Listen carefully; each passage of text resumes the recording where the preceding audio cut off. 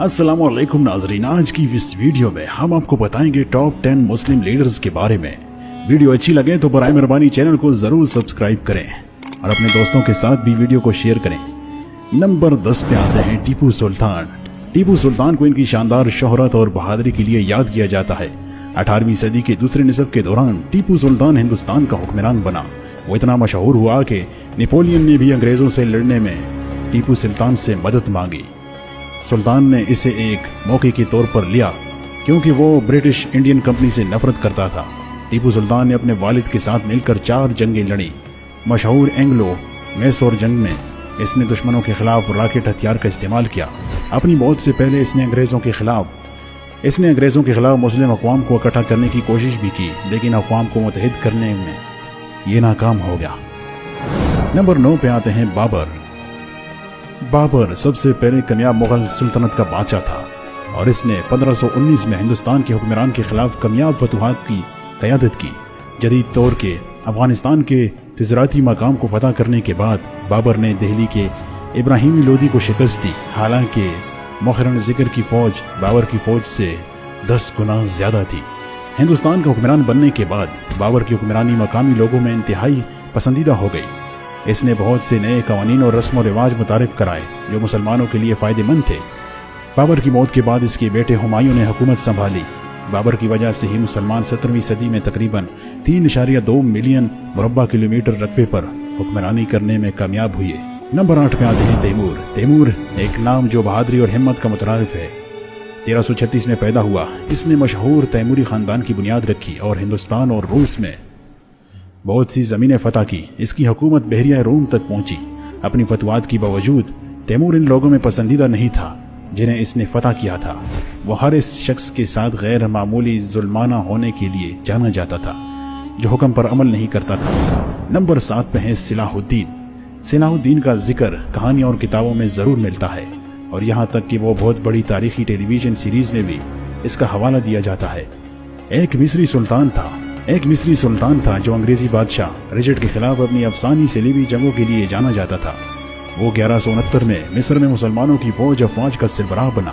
अपने तवील फौजी करियर में इसने दमश्क, हल्ब और मौसल को फतह किया। इसने अजीम अयूबी खानदान भी कायम किया। ये भी उस दौर हुकूमत में था कि जहां पर मुसलमानों ने यरूशलेम की अजीम मुमलकत पर कब्जा कर लिया। इसके अलावा सलाहुद्दीन अयूबी ने अजीम सलीबी फौज को शिकस्त दी और सलीबी जमीनों को एक बड़ी तादाद पर कब्जा कर लिया। नंबर 6 पे है महमूद गजनवी सुल्तान की सबसे बड़े रहनुमा।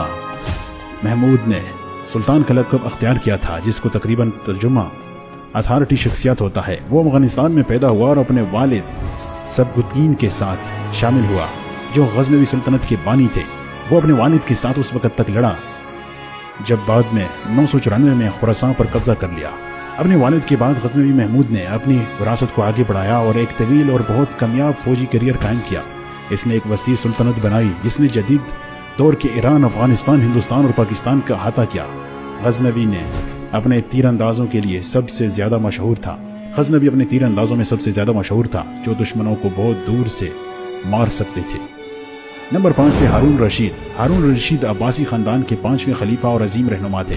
इनकी क़यादत में दारुल हुकूमत बगदाद चीन के अलावा कुरे अर्ज का सबसे बड़ा शहर बन गया।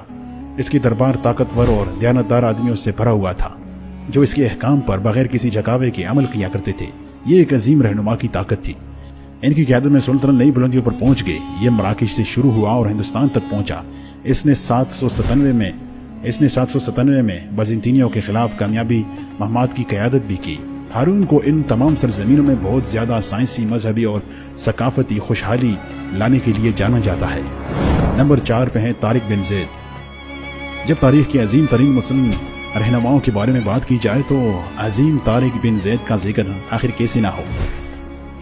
वो स्पेन को फतह करने वाला इंसान था जो जबरल उल्टा में उतरा और 10,000 आदमियों को फतह तक पहुंचा। अगरचा वो अपनी फौज से 10 गुना ज्यादा फौज के मुखालिफ लड़ रहा था, तारिक बिन ज़ैद ने फतह हासिल की। गोडलेट की जंग में इसने क़यादत की और मुस्लिम तारीख के अजीम तरीन जंगजुओं में से जाना जाता है। नंबर 3 पे है उमर बिन खिताब रज़ी अल्लाह तआला अन्हु। उमर बिन खिताब के लिए नबी करीम सल्लल्लाहु अलैहि वसल्लम हमेशा से तारीफ किया करते थे। उमर दुनिया की अजीम तरीन मुस्लिम रहनुमाई में से एक था। अपनी मौत से पहले इसके पास दुनिया का बड़ा हिस्सा था। उमर एक गैर मामूली खलीफा होने के अलावा एक अजीम तलवारबाज भी था। इसने मुसलमानों की बहुत सी जंगों में क़यादत की और कई अजीम लश्करों की कमान करने का शर्फ भी हासिल किया। तमाम हज़रत उमर ना सिर्फ अपनी बहुत सी फतवात के लिए मशहूर थे, वो इंसाफ और दयानत की गैर मिसालों एहसास के लिए मशहूर थे। इसने जिन इलाकों को फतह किया वहाँ सब नए कानून बनाए। नंबर 2 पे हैं अली बिन अबू तालिब रज़ी अल्लाह तआला अन्हु। इस्लामी तारीख़ के अजीम तरीन और बहादुर आदमियों में से एक ज़बरदस्त जंगजू जाने जाते हैं। हज़रत अली रज़ी अल्लाह तआला अन्हु पूरी दुनिया के मुसलमानों के लिए सही मिसाल कायम की। वो एक बेहतरीन सिफारतकार थे जिन्होंने मुस्लिम कम्युनिटीज़ के अंदर तनाज़ात को हल करने की कोशिश की। पैगम्बर के चचाज़ाद भाई होने के तौर पर वो नए अकीदों को कबूल करने और इसके दिफा करने वाले अवलीन लोगों में सबसे आगे थे। इसके अलावा हज़रत अली एक गैर मामूली तलवारबाज थे। इनकी महारत इनके मुखालिफिन से किसी से भी बेमिसाल थी। रसूलुल्लाह सल्लल्लाहु अलैहि वसल्लम की वफ़ात के बाद हज़रत अली खलीफा बने और उम्मत मुस्लिमा के हाकिम हुए। इनकी दानिशमंदी और इस्लामी फ़क़ह की गहरी समझ ने इन्हें तारीख़ के बेहतरीन मुस्लिम रहनुमाओं में से एक बना दिया।